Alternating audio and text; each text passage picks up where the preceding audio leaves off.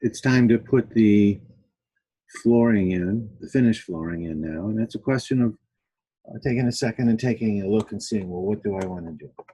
Well, bathrooms are absolutely going to have some sort of a hard surface, probably a tile in this case. So I know that's going to be tile. I like to put oak flooring in. The question is, where is the oak flooring going to go? And I'm going to put it in all of the bedrooms and the bridge. So I will say architecture, floor, and 4-inch concrete is not what I'm looking for, but 3/4 inch oak is, and there we go. It's 3/4 inches above the floor. It will be the top of the floor, so that's fine. So I think I'm in good shape here. The flooring goes in after the gypsum board is there, so it can't go beyond the gypsum board. It has to go to it. So let's put our oak flooring in. It's true that some of these bedrooms might have full carpeting, in which case it might be a mistake to have oak flooring. But I like that. It's a nice finished material that gives the bedrooms the opportunity to have area rugs instead of full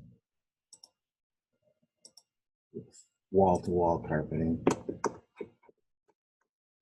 See, these double doors weren't exactly designed correctly because that one jamb extension is a little farther than the other one. And all I'm doing is the perimeter right now of the oak flooring.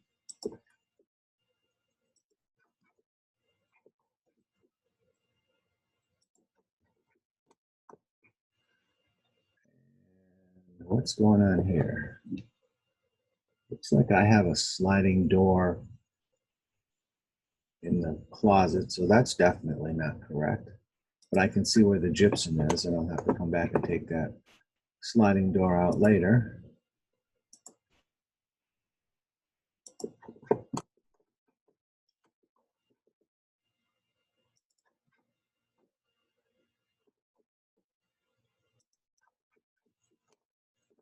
So putting in the floor perimeter, we have to end up having created a full closed entity boundary, and that's what I'm attempting to do right now.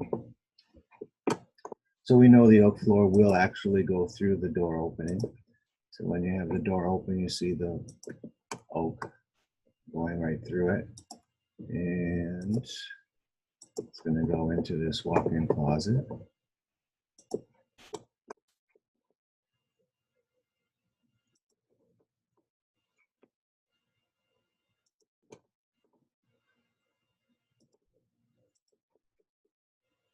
Won't go in the bathroom, so I'll come straight down.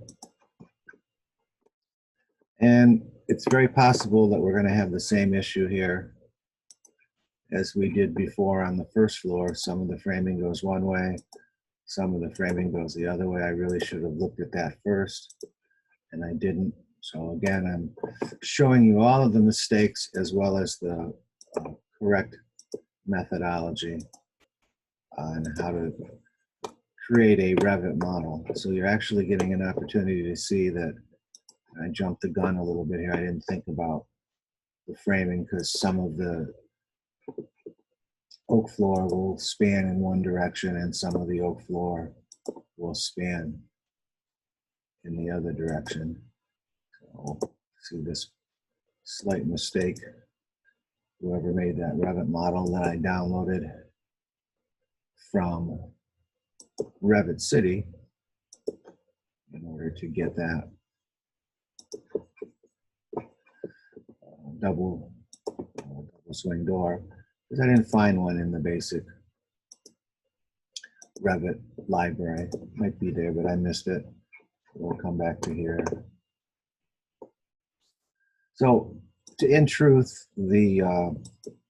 as an architect, I can draw the oak flooring in any direction I want. When the when the oak flooring installer shows up at the house, he's going to put the or she is going to put the floor in spanning correctly, whether it goes from front to back or side to side.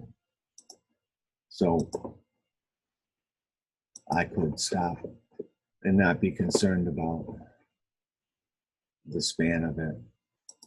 But I didn't pay attention. Oh, I can see right here, that also helped me to find that there's an error in the gypsum board doesn't quite line up here, so I have to come back and take a look at that. And that's a good indication or a good example of how, as you're going in and fine-tuning your model, you'll find out that there are little errors from time to time that need to be modified and addressed. And that is actually a good time to do it. I remember I made a mental note to come back and clean that up. Okay, so that's where I want my oak to be. Okay, so it's telling me there's a problem, and it's showing me where the problem is, which is right here. I need another line. So Revit just doesn't tell you that there's a problem, it actually shows you where it is. And let's see if it works now. Nope, got another problem over there. See, it's showing me, so I will continue and see what my problem is here. That looks good, that looks good, that looks good. Ah, see, little spot right there. Doesn't quite close. So if I don't have a closed entity, Revit can't execute the command. So let's say, okay, looks good now. I never want the walls to up. I never want Revit to extend the walls up like that. So there we go. Now there's my oak flooring.